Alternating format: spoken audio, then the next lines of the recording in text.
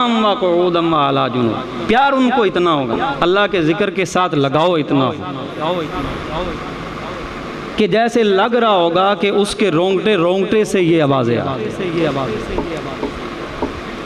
ایک بزرگ ہوئے ہیں ہمارے دادا جان، آپ میں سے بہت سارے لوگوں کو ان کا نام نامی اس میں گرامی معلوم ہوگا، حضرت بابا جی سرکار خواجہ محمد صدیق چشتی رحمۃ اللہ تعالی علیہ، سب کہیے ولی کامل تھے، کشتہ عشق مصطفیٰ تھے، اپنی مثال آپ ماضی قریب کے جو عظیم ترین صوفیاء اولیاء ہوئے ہیں نا ان میں سے ایک تھے، اور جنہوں نے ان کی زیارت کی ہے ان سے ہم نے سنا ہے وہ بیان کرتے تھے، بابا جی سرکار رحمہ اللہ بھی بیان کرتے تھے، اور کئی بزرگ آپ بھی موجود ہیں جنہوں نے ان کی زیارت کی تھی، اور وہ اس چیز کو بیان کرتے ہیں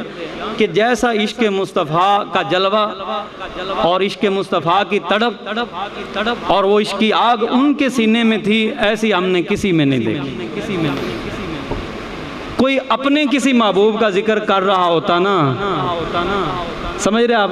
کوئی بندہ اپنے کسی دنیاوی محبوب کا ذکر کر رہا ہوتا، اگر وہ سن لیتے ان کی کانوں میں آواز آ جاتی تو انہیں اپنے محبوب حقیقی کی یاد آ جاتی، فوراً وجد طاری ہو، اور وجد کی یہ کیفیت تھی کہ اس طرح فضا میں بلند ہو جانا۔ تو ظاہر ہے ہم نے تو ایسی کوئی ہستی آج تک نہیں دیکھی ہے، تو وہ اسلاف کا ایک نمونہ تھی، ان کے پیر و مرشد ہیں حضرت خواجہ جان محمد، سب کو رحمت اللہ تعالی، 39 شریف والے، اور وہ خلیفہ مجاز تھے حضرت خواجہ اللہ بخش تونسوی رحمت اللہ علیہ، 63 شریف والے۔ تو سلسلہ عالیہ چشتیہ تونسویہ کے حوالے سے ہمارا جو رابطہ اور سلسلہ جڑتا ہے وہ حضرت بابا جی محمد صدیق رحمت اللہ علیہ جو ہمارے دادا جان ہیں ان کے واسطہ سے، اور ان کا جو دست بیعت تھا جن کے ہاتھ میں تھا اور جنہوں نے جس کے ہاتھ پر بیعت کی تھی وہ تھے حضرت خواجہ جان محمد صاحب رحمت اللہ علیہ، سب کہیے۔ تو ان کے ہاتھ پر ان کی بیعت تھی، اور ان کے بارے میں یہ آیا ہوا ہے کہ کئی دفعہ انہیں دیکھا گیا، اس طرح کہ ان کی زندگی میں ایک سے زیادہ دفعہ واقعات اس طرح کے آئے کہ انہیں دیکھا جانا کہ دیکھنے والے کو یوں لگنا جیسے اس کے جسم کے ٹکڑے ہوئے، جسم کے اعضاء بکھرے ہوئے، اور حیرت زدہ ہو کر، حیران ہو کر، پریشان ہو کر گھر والوں کو مطلع کرنا اور لوگوں کو، دوستوں کو بتانا، اور جب جا کر انہوں نے دیکھنا کہ قریب جانا تو ایسے لگنا جیسے کہ وہ بالکل ٹھیک ٹھاک بیٹھے ہوئے، کچھ ہوا ہی نہیں۔ اس میں بھی صوفیاء کی کتابوں میں یہ لکھا ہے، اس میں بھی راز یہ ہوتا ہے کہ ان کے دل کی تڑپ، ان کا ایک جذبہ ہے ذکر الہی اور شوق اور لگن، ان کی عشق کی حد تک پہنچی ہوئی وہ تڑپ، اس کو تکمیل دینے کے لیے انہیں وہ روحانی طور پر منصب مل جاتا ہے، تاکہ وہ جو دل کی امنگ ہے، خواہش ہے، وہ ادھوری نہ رہ جائے، کیونکہ اللہ اپنوں کی خواہشات کو پورا کرتا ہے جو اس کے ہو جاتے ہیں۔ پھر اللہ رب العزت ان کی خواہشات، چونکہ ان کی خواہشات نیک ہوتی ہیں، اچھی ہوتی ہیں، تو اللہ ان کی خواہشات کو بھی تکمیل دے دیتا ہے۔ اور بندے کا میں صفت کا بیان کر رہا تھا کہ جو اس کا ہوتا ہے وہ اس کے ذکر کے ساتھ اتنا پیار کرتا ہے کہ اللہ نے فرمایا الذین یذکرون اللہ قیاما وقعودا وعلی جنوبہم، وہ کھڑے ہیں تو اللہ کا ذکر کرتے ہیں، بیٹھے ہوتے ہیں تو اللہ کا ذکر کرتے ہیں، لیٹے ہیں تب بھی اللہ کا ذکر کرتے ہیں، اور یہ تو اس کی حیات، اور پھر السراء والضراء، ہر حالت میں اس کا ذکر کرتے ہیں۔ تو اللہ رب العزت کے بندوں کی خواہش اور ان کے دل کا یہ جذبہ ہوتا ہے، کاش جس طرح وہ سلطان باہو رحمہ اللہ انہوں نے اپنے محبوب حقیقی کو پانے اور اس کا دیدار کرنے کے لیے خواہش کا اظہار کرنا، تو وہ جو ایک خواہش دیدار کی ہے وہ ذکر کے لیے بھی ہوتی ہے، اللہ کے نیک بندوں کے لیے۔ لوں لوں دے مڈ لکھ لکھ چشمہ، ایک کھولاں تے ایک میٹا ہو، اتنا ڈٹھیاں پھر صبر نہ آوے، میں اور کلے کتے ول تکا ہوں، مرشد دا دیدار باہو مینو لاکھ کروڑاں حجاں ہو۔ اللہ اکبر۔ تو جسم کے رونگٹے رونگٹے میں ہزاروں آنکھیں ہوں، اور ہر آنکھ سے یکے بعد دیگرے ایک تسلسل تانتا بن جائے، کس کا؟ محبوب حقیقی کے دیدار کا۔ اور یہ شوق اور جذبہ ان کا ذکر الہی کے لیے بھی ہوتا ہے۔ کاش کہ میری زبان ہر وقت ذاکر، کاش کہ میرا دل ہر وقت ذکر کرتا رہے، جیسی بھی حالت آ جائے میں اس کے ذکر میں مشغول ہو جاؤں، تاکہ میرا بھی نام ان پیارے بندوں کی صف میں آ جائے اور ان مقبولین کی لسٹ میں میرا بھی نام آ جائے، اور اللہ رب العزت کے ان پیارے بندوں کے ساتھ شامل ہونا نصیب ہو جائے جن کے بارے میں رب قدوس خود فرماتا ہے الذین یذکرون اللہ قیاما وقعودا وعلی جنوبہم۔ تو روحانی طور پر ان کو روحانیت کے عالم میں اس چیز کی تکمیل کے لیے ایک موقع فراہم کیا جاتا ہے تاکہ ان کے دل کی خواہش پوری ہو کہ جسم کا ہر عضو، بازو، ہاتھ، پاؤں، کان، آنکھیں، سر، دھڑ، ہر چیز اللہ کے ذکر میں مشغول ہو جائے۔ اور قرآن پاک میں ام من شیء الا یسبح بحمد ربہ، کہ جو بھی شے ہے تو ان کرہن تو اللہ کا ذکر کر رہی ہے نا، آسمان ہے تو وہ بھی ذاکر ہے، زمین ہے تو وہ بھی ذکر کر رہی ہے، درخت ہیں تو کیا تم ان کو خالی سمجھتے ہو؟ نہیں، ہم زبانیں قال سے اس کی تسبیح بیان کرتے ہیں، یہ در و دیوار اور یہ شجر و حجر زبانیں حال سے اس کی تسبیح بیان کرتے ہیں، اور اس کا ثبوت صحیح بخاری شریف کی حدیث سے بھی ملتا ہے۔ حضور سرور عالم صلی اللہ علیہ وسلم کا گزر ایک جگہ سے ہو رہا تھا، آپ گزر رہے تھے تو دو قبریں تھی، آپ نے ان کی طرف اشارہ کر کے فرمایا انہما لا یعذبان۔ بعض لوگ جو ہم انہیں کیا کہیں کہ نبی کچھ دیکھ نہیں سکتا، اسے کچھ پتہ نہیں ہے، وہ کوئی غیب نہیں جانتا، قبروں میں جو ہو رہا ہے وہ غیب ہی ہے یا حاضر؟ بتاؤ نظر، آپ ہی بتاؤ۔ جو قبر کے اندر سلوک قبر والے کے ساتھ، مردے کے ساتھ ہو رہا ہے، کیا وہ ہماری آنکھوں کے سامنے حاضر ہے یا غیب؟ آپ ہی بتائیں ذرا اس کو۔ ظاہر بات ہے ہماری آنکھوں سے اوجھل ہے، تو آقا دو عالم صلی اللہ علیہ وسلم کو اللہ نے یہ علم عطا فرمایا، ہم نبی پاک صلی اللہ علیہ وسلم کے لیے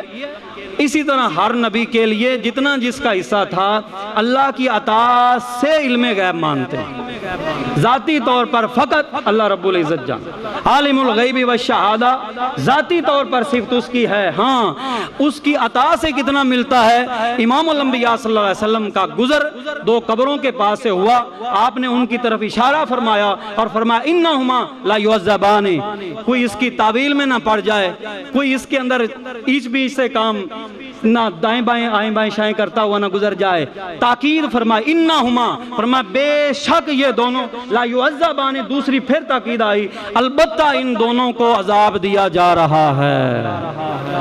تو بتاؤ قبروں کا راز جاننے والے کو اللہ کی عطا سے غیب دان مانیں گے یا نہیں؟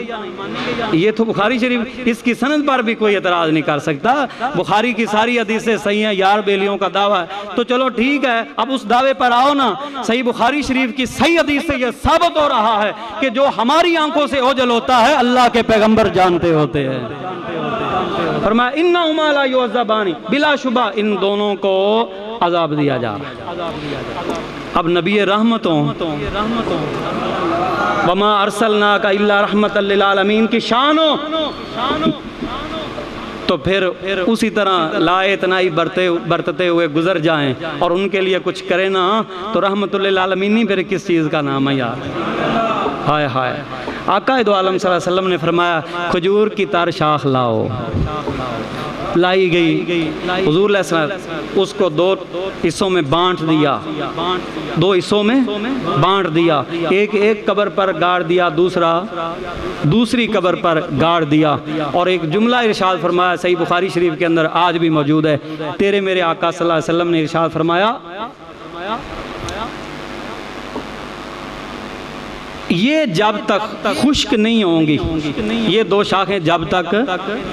خشک نہیں ہوں گی تب تک ان دو قبروں والوں سے جو عذاب کی صورت تھی اس میں تخفیف جاری رہے گی۔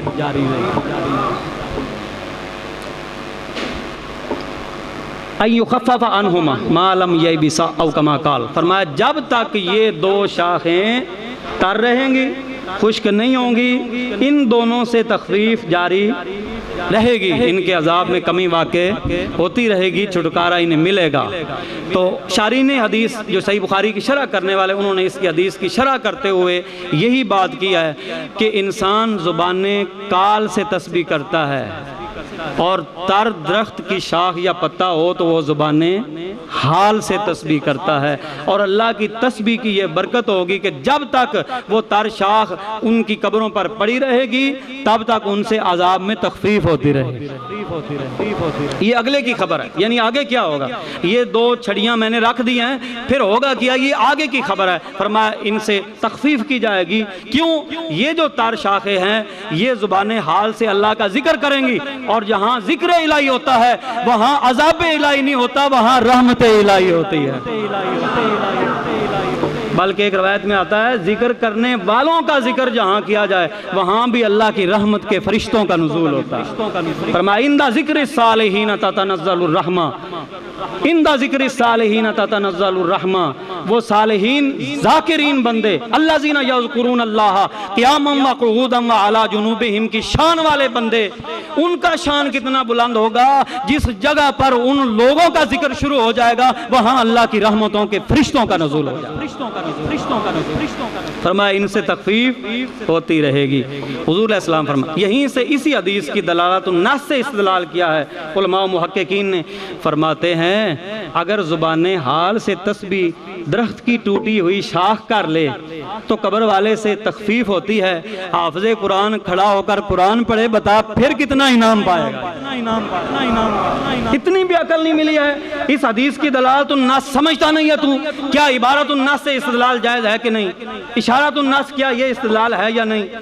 اقتضاء النص کیا یہ استدلال ہے یا نہیں؟ تو یہ اگر تین استدلالات مانتا ہے، قرآن و حدیث سے استدلال دلیل قائم کرنے کے چار طریقے ہوتے ہیں، عبارت النص سے استدلال، دلالت النص سے استدلال، اقتضاء النص سے استدلال، اشارت النص سے استدلال،